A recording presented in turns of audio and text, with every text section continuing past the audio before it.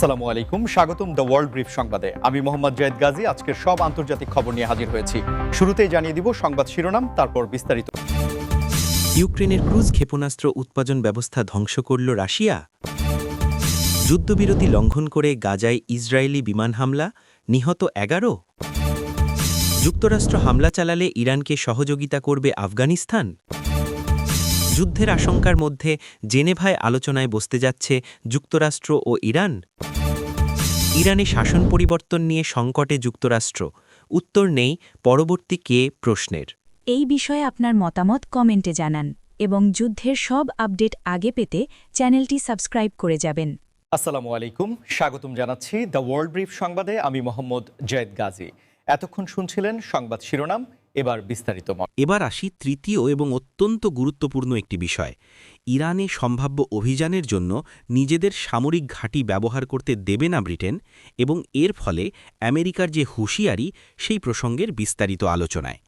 যুক্তরাষ্ট্র এবং যুক্তরাজ্যের সম্পর্ক আন্তর্জাতিক রাজনীতিতে একটি স্পেশাল রিলেশনশিপ বা বিশেষ সম্পর্ক হিসেবে পরিচিত। দ্বিতীয় বিশ্বযুদ্ধ থেকে শুরু করে বর্তমান সময় পর্যন্ত পশ্চিমা বিশ্বের যে কোনো বড় সিদ্ধান্তে এই দুটি দেশ সবসময় কাঁধে কাঁধ মিলিয়ে কাজ করেছে। কিন্তু বর্তমান প্রেক্ষাপটে ব্রিটেনের এই অবস্থান আন্তর্জাতিক বিশ্লেষকদের বেশ অবাক করেছে। যুক্তরাজ্যের এমন সিদ্ধান্তের পেছনে বেশ কয়েকটি গুরুত্বপূর্ণ কারণ রয়েছে। প্রথমত, ব্রিটেনের অভ্যন্তরীণ রাজনীতি এবং জনমত। ইউরোপের সাধারণ মানুষ বর্তমানে যে কোনো ধরনের নতুন সংঘাত বা সামরিক উত্তেজনার ঘোর বিরোধী। তাছাড়া যুক্তরাজ্যের নিজস্ব অর্থনৈতিক পরিস্থিতি এবং ইউরোপীয় ইউনিয়নের সাথে তাদের বাণিজ্য সম্পর্কের কারণে তারা মধ্যপ্রাচ্যে কোনো নতুন অস্থিরতা তৈরি হোক তা চায় না। সাইপ্রাসে অবস্থিত রয়্যাল এয়ারফোর্স বা RAF এর ঘাঁটি, আক্রোটিরি এবং ভারত মহাসাগরের দিয়েগো গার্সিয়ার মতো কৌশলগত সামরিক ঘাঁটিগুলো যুক্তরাষ্ট্রের জন্য অত্যন্ত গুরুত্বপূর্ণ। এসব ঘাঁটি ব্যবহার করতে না পারার অর্থ হল যুক্তরাষ্ট্রের লজিস্টিক এবং সাপ্লাই চেনে বড় ধরনের বাধা তৈরি হওয়া। এর প্রতিক্রিয়ায় ওয়াশিংটন থেকে যে হুঁশিয়ারি বা হতাশা ব্যক্ত করা হয়েছে, তা পশ্চিমা জোটের ভেতরে একটি সূক্ষ্ম ফাটল বা মতবিরোধের ইঙ্গিত দেয়। আমেরিকা হয়তো মনে করছে যে তাদের সবচেয়ে পুরনো মিত্র এই সংকটময় মুহূর্তে তাদের পাশে পুরোপুরি দাঁড়াচ্ছে না। আপনারা যারা গ্লোবাল পলিটিক্স বা বিশ্ব রাজনীতি নিয়ে আগ্রহী, তারা নিশ্চয়ই বুঝতে পারছেন যে এই ঘটনাটি ন্যাটো জোটের ভেতরেও একটি আলোচনার জন্ম দিয়েছে। ইউরোপের অন্যান্য দেশগুলো যেমন ফ্রান্স বা জার্মানি, তারাও পরিস্থিতি খুব সতর্কতার সাথে পর্যবেক্ষণ করছে। ব্রিটেন যদি সরাসরি ঘাঁটি ব্যবহারে অস্বীকৃতি জানায়, তবে অন্যান্য ইউরোপীয় দেশগুলোও একই পথ অনুসরণ করতে পারে, যা যুক্তরাষ্ট্রের জন্য একটি বড় কূটনৈতিক চ্যালেঞ্জ হয়ে দাঁড়াবে। যুদ্ধবিরতি লঙ্ঘন করে গাজায় ইসরায়েলি বিমান হামলা এবং 11 জনের প্রাণহানির খবরটি আন্তর্জাতিক অঙ্গনে নতুন করে তীব্র উদ্বেগের জন্ম দিয়েছে। মধ্যপ্রাচ্যের এই দীর্ঘস্থায়ী সংঘাতের সবচেয়ে মর্মান্তিক দিকটি হল, যখনই সাধারণ মানুষ একটু শান্তির নিঃশ্বাস ফেলার আশা করে, ঠিক তখনই কোনো না কোনো পক্ষের পদক্ষেপে সেই আশার আলো নিভে যায়। আন্তর্জাতিক মধ্যস্থতাকারী দেশগুলো, বিশেষ করে কাতার, মিশর এবং যুক্তরাষ্ট্রের দীর্ঘ কয়েক মাসের নিরলস কূটনৈতিক প্রচেষ্টার পর যখন একটি যুদ্ধবিরতির সম্ভাবনা তৈরি হয়, তখন এ ধরনের হামলা পুরো শান্তি প্রক্রিয়াকেই চরম ঝুঁকির মুখে ফেলে দেয়। এই হামলায় যে 11 জনের প্রাণহানির খবর পাওয়া গেছে, তা শুধু একটি সংখ্যা নয়, বরং এর পেছনে রয়েছে অসংখ্য পরিবারের চিরস্থায়ী কান্না এবং আর্তনাদ। আপনারা যদি এই পরিস্থিতির মানবিক দিকটি একটু গভীরভাবে লক্ষ্য করেন, তবে বুঝতে পারবেন যে এই ধরনের সংঘাতে সবচেয়ে বেশি ক্ষতিগ্রস্ত হয় নারী, শিশু এবং সাধারণ নিরীহ মানুষ, যাদের এই ভূ-রাজনৈতিক ক্ষমতার লড়াইয়ে কোনো সরাসরি ভূমিকাই নেই। আন্তর্জাতিক মানবাধিকার সংস্থাগুলো বারবার সতর্ক করে আসছে যে গাজার বর্তমান পরিস্থিতি অত্যন্ত ভয়াবহ এবং সেখানে খাদ্য, বিশুদ্ধ পানি, চিকিৎসা সামগ্রী ও বাসস্থানের চরম সংকট দেখা দিয়েছে। একটি যুদ্ধবিরতি শুধু সামরিক আক্রমণ বন্ধ রাখাই নয়, বরং এটি এই ধ্বংসস্তূপের মধ্যে আটকে পড়া লাখ লাখ মানুষের কাছে জরুরি মানবিক সহায়তা পৌঁছে দেওয়ার একমাত্র কার্যকর উপায়। কিন্তু বারবার এই চুক্তি লঙ্ঘিত হওয়ার কারণে আন্তর্জাতিক ত্রাণ সংস্থাগুলো তাদের কার্যক্রম পরিচালনা করতে চরম বাধার সম্মুখীন হচ্ছে। আন্তর্জাতিক আইনের দৃষ্টিকোণ থেকে একটি যুদ্ধবিরতি চুক্তি স্বাক্ষর করার পর তা বজায় রাখা উভয় পক্ষের জন্যই আইনগত ও নৈতিক দায়িত্ব। কিন্তু বাস্তবে এই অঞ্চলে সেই নিয়ম বারবার উপেক্ষিত হচ্ছে। এই ধরনের হামলা শুধু যে তাৎক্ষণিক প্রাণহানি ঘটায় তা নয়, বরং এটি ওই অঞ্চলের মানুষের মনে একটি দীর্ঘস্থায়ী মনস্তাত্ত্বিক ট্রমা বা মানসিক আঘাত তৈরি করে, যা প্রজন্মের পর প্রজন্ম বয়ে বেড়াতে হয়। জাতিসংঘ সহ বিশ্বের বিভিন্ন শান্তিকামী দেশ এই ঘটনার তীব্র নিন্দা জানিয়েছে এবং অবিলম্বে পুনরায় আলোচনায় ফিরে আসার আহ্বান জানিয়েছে। যুক্তরাষ্ট্র হামলা চালালে ইরানকে সহযোগিতা করবে আফগানিস্তান? এই শিরোনামটি বর্তমান বিশ্ব রাজনীতির অন্যতম চমকপ্রদ এবং কৌতূহলোদ্দীপক একটি ভূ রাজনৈতিক সমীকরণ। ঐতিহাসিকভাবে যদি আমরা একটু পিছিয়ে যাই তাহলে দেখতে পাব যে ইরান এবং আফগানিস্তানের সম্পর্ক সবসময় খুব একটা মসৃণ ছিল না। বিশেষ করে ৯০-এর দশকে আফগানিস্তানে যখন তালেবানরা প্রথমবার ক্ষমতায় আসে, তখন শিয়া অধ্যুষিত ইরান এবং সুন্নি অধ্যুষিত তালেবানদের মধ্যে আদর্শগত দ্বন্দ্ব এতটাই তীব্র ছিল যে ১৯৯৮ সালে দুই দেশ প্রায় একটি পূর্ণাঙ্গ যুদ্ধে জড়িয়ে পড়ার উপক্রম হয়েছিল। কিন্তু বর্তমান সময়ের রাজনীতিতে শত্রুর শত্রু আমার বন্ধু এই নীতিটি যেন আবারও নতুন করে প্রমাণিত হতে যাচ্ছে। ২০২১ সালে আফগানিস্তান থেকে মার্কিন সৈন্য প্রত্যাহারের পর তালেবানরা যখন পুনরায় ক্ষমতা দখল করে, তখন থেকে এই অঞ্চলের রাজনৈতিক মেরুকরণ সম্পূর্ণ নতুন রূপ নিতে শুরু করেছে। ইরান এবং আফগানিস্তান উভয় দেশই বর্তমানে পশ্চিমা বিশ্বের, বিশেষ করে যুক্তরাষ্ট্রের কঠোর অর্থনৈতিক ও কূটনৈতিক নিষেধাজ্ঞার সম্মুখীন। আন্তর্জাতিক সম্পর্কের বিশ্লেষকরা মনে করছেন, যুক্তরাষ্ট্রের দিক থেকে যদি ইরানের ওপর কোনো ধরনের সামরিক আগ্রাসন চালানো হয়, তবে আফগানিস্তান তাদের নিজস্ব কৌশলগত স্বার্থেই হয়তো ইরানের পাশে দাঁড়াতে পারে।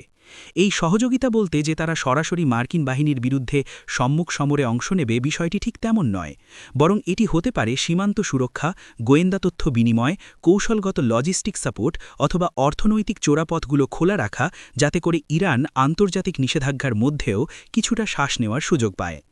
আফগানিস্তানের বর্তমান প্রশাসন খুব ভালো করেই জানে যে তাদের প্রতিবেশী দেশে যদি যুক্তরাষ্ট্র সামরিক হস্তক্ষেপ করে, তবে সেই অস্থিতিশীলতার ঢেউ সরাসরি আফগানিস্তানের ভেতরেও এসে পড়বে, যা তাদের নিজেদের অভ্যন্তরীণ নিরাপত্তার জন্য মারাত্মক হুমকির সৃষ্টি করবে। তাছাড়া বর্তমানে ইরান ও আফগানিস্তানের মধ্যে বেশ কিছু গুরুত্বপূর্ণ বাণিজ্যিক চুক্তি এবং অর্থনৈতিক করিডোর নিয়ে আলোচনা চলছে, যা উভয় দেশের টিকে থাকার জন্য অত্যন্ত জরুরি। যুদ্ধের আশঙ্কার মধ্যেই জেনেভায় আলোচনায় বসতে যাচ্ছে যুক্তরাষ্ট্র ও ইরান, যা বর্তমান বিশ্ব পরিস্থিতিতে একটি অত্যন্ত ইতিবাচক এবং সময়োপযোগী কূটনৈতিক পদক্ষেপ হিসেবে বিবেচিত হচ্ছে। সুইজারল্যান্ডের জেনেভা শহরটি ঐতিহাসিকভাবেই বিশ্বশান্তির এক অনন্য কেন্দ্রবিন্দু হিসেবে পরিচিত।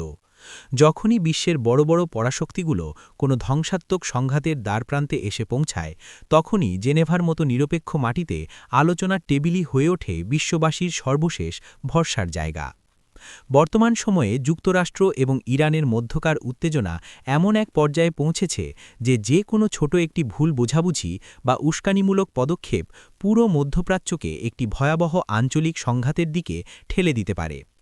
এই পটভূমিতে উভয় দেশের প্রতিনিধিদের জেনেভায় আলোচনায় বসার সিদ্ধান্ত প্রমাণ করে যে পর্দার আড়ালে এখনও কূটনীতির দরজা পুরোপুরি বন্ধ হয়ে যায়নি। যুক্তরাষ্ট্র বর্তমানে তাদের অভ্যন্তরীণ রাজনীতি, আসন্ন নির্বাচন এবং বিশ্বব্যাপী অর্থনৈতিক চাপের কারণে নতুন করে কোনো ব্যয়বহুল যুদ্ধে জড়াতে একেবারেই আগ্রহী নয়। অন্যদিকে বছরের পর বছর ধরে চলা পশ্চিমা দেশগুলোর কঠোর অর্থনৈতিক নিষেধাজ্ঞার কারণে ইরানের অর্থনীতিও বর্তমানে চরম মুদ্রাস্ফীতি, বেকারত্ব এবং স্থানীয় মুদ্রার অবমূল্যায়নের মতো ভয়াবহ সংকটের মধ্য দিয়ে যাচ্ছে। তাই ইরানি নেতৃত্ব খুব ভালোভাবে উপলব্ধি করতে পারছে যে দেশের অর্থনীতিকে বাঁচাতে হলে তাদের কূটনৈতিক আলোচনার টেবিলে ফিরে আসা ছাড়া আর কোনো বিকল্প নেই। বিশ্লেষকরা ধারণা করছেন, এই আলোচনায় মূল এজেন্ডা হিসেবে থাকতে পারে ইরানের পারমাণবিক কর্মসূচি সীমিতকরণ, মধ্যপ্রাচ্যে ইরানের মিত্র গোষ্ঠীগুলোর কার্যক্রম নিয়ন্ত্রণ এবং এর বিনিময়ে ইরানের ওপর থেকে ধাপে ধাপে অর্থনৈতিক নিষেধাজ্ঞা প্রত্যাহার করে নেওয়া।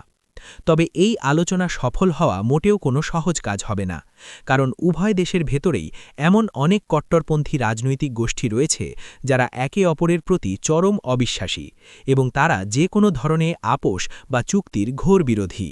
ইরানের শাসন পরিবর্তন বা রেজিম চেঞ্জ নিয়ে সংকটে রয়েছে যুক্তরাষ্ট্র, কারণ তাদের কাছে একটি সবচেয়ে বড় এবং অমীমাংসিত প্রশ্নের কোনো উত্তর নেই, আর সেই প্রশ্নটি হল পরবর্তী কে। আন্তর্জাতিক সম্পর্ক এবং রাষ্ট্রবিজ্ঞানের ভাষায় একে বলা হয় পাওয়ার ভ্যাকুয়াম বা ক্ষমতার শূন্যতা নিয়ে উদ্বেগ। মার্কিন যুক্তরাষ্ট্রের বৈদেশিক নীতির দিকে যদি আমরা একটু গভীরভাবে তাকাই তবে দেখতে পাব যে গত কয়েক দশকে তারা বেশ কয়েকটি দেশে শাসন ব্যবস্থা পরিবর্তনের চেষ্টা করেছে বা সরাসরি হস্তক্ষেপ করেছে। কিন্তু ইতিহাস সাক্ষ্য দেয় যে কোনো দেশের দীর্ঘস্থায়ী শাসন ব্যবস্থাকে হঠাৎ করে ভেঙে ফেললে সেখানে যে চরম অস্থিতিশীলতা এবং বিশৃঙ্খলা তৈরি হয় তা অনেক সময় পূর্বের স্বৈরশাসনের চেয়েও ভয়াবহ রূপ ধারণ করে।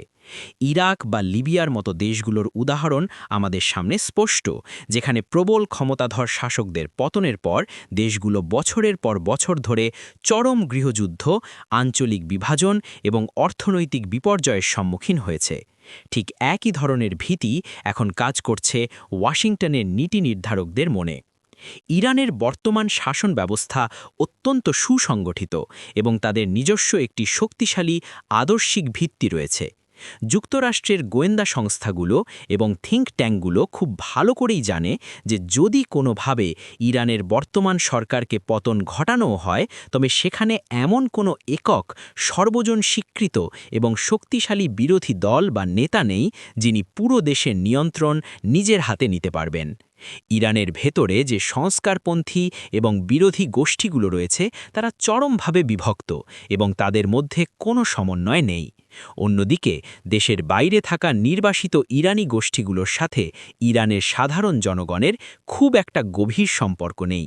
ফলে শাসন পরিবর্তন হলে ইরানে যে ক্ষমতার শূন্যতা তৈরি হবে তার সুযোগ নিয়ে বিভিন্ন সশস্ত্র গোষ্ঠী, উপজাতীয় মিলিশিয়া এবং চরমপন্থী সংগঠনগুলো মাথাচাড়া দিয়ে উঠতে পারে।